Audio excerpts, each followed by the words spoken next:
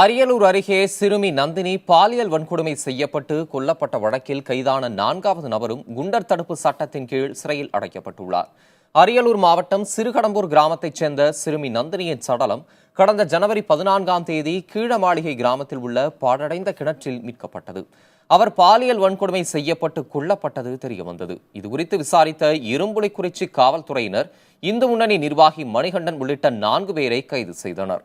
முதலில் கைதான 3 பேரும் ஏற்கனவே குண்டர் தடுப்பு சட்டத்தின் கீழ் சிறையில் அடைக்கப்பட்டுள்ள நிலையில் 4வதாக கைதான திருமுருகன் மீது குண்டர் தடுப்பு சட்டத்தின் கீழ் நடவடிக்கை எடுக்க மாவட்ட ஆட்சியர் சரவண பெருமாள் உத்தரவிட்டுள்ளார்.